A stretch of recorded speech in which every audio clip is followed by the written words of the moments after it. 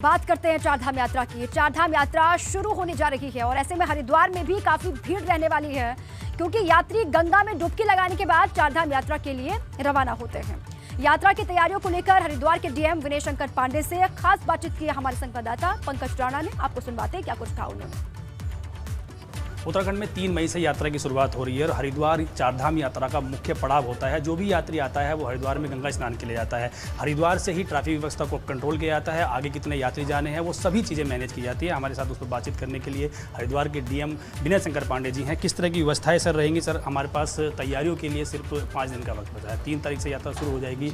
हरिद्वार क्योंकि बड़ा मुख्य पड़ाव है, तमाम यात्री दिल्ली से हो, यूपी से हो, हरियाणा से हो, उसी राइट साइड से आता है, तो क्या व्यवस्था अभी है हमारी? देखिए, ये बात बिल्कुल सत्य है कि हरिद्वार चारधाम यात्रा का प्रवेश द्वार माना जाता है और देश विदेश के जो भी तीर्थयात्री आते हैं एक दिन हरिद्वार में रुककर मां गंगा का स्नान करने के उपरांत ही अपनी यात्रा प्रारंभ करते हैं।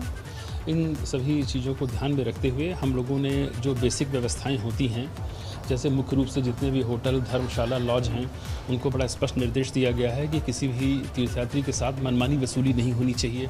उनके रेट बोर्ड्स बाकायदा डिस्प्ले हों।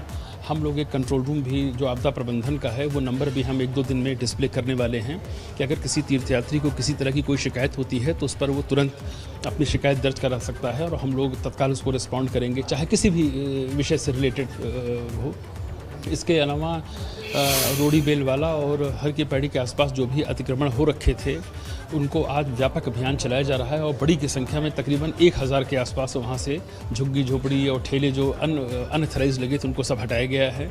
साफ़ सफाई की व्यवस्था भी बहुत दुरुस्त की जा रही है।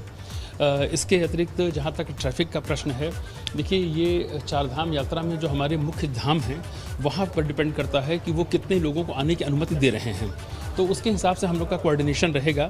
अगर ऊपर के डिस्ट्रिक्ट के जिलाधिकारियों का ये कहना है कि साहब यहाँ भीड़ ज़्यादा है, यहाँ पर ट्रैफिक को रोका जाए, तो उसकी भी व्यवस्था की जाएगी। सर, यात्रा के साथ साथ वहाँ पर अन्य यात्री भी आते हैं, गंगा स्नान के लिए आते हैं, अस्थि विसर्जन के लिए आते हैं, तो उस वक्त ये सब मैनेज रहेगा, यात्रा भी चलेगी, इस तरह के यात्री बनेंगे, तो उसके लिए क्या आपने घाटों पर अलग से व्यवस्था की है, क्या रहेगा?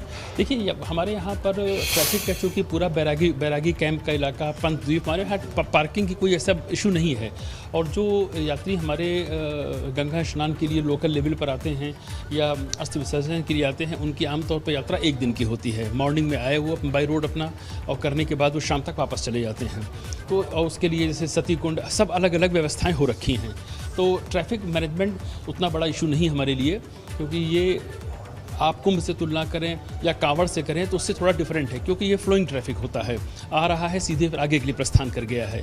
समस्या होती है जब कोई 2-3 दिन के लिए स्टक हो जाए पूरी ट्रैफिक, तब दिक्कत होती है, तो वो हम लोग सब मैनेज कर लें। मैंने उनको ये निर्देशित किया है कि आप 10 से 15 रूट फिक्स करिए पूरे शहर में, जहाँ पर एक रूट पर 75 से 100, इससे ज़्यादा ऑटो ना हो और इनकी कमाई पर भी प्रभाव ना पड़े। इसको रोटेशन व्यवस्था करिए कि अगर कोई एक शिवालिक नगर से BHL के बीच 1 हफ्ते चला चुका है तो उसको फिर मौका दीजिए कि आप वो अपना रूट चेंज करके यहाँ आ जाए।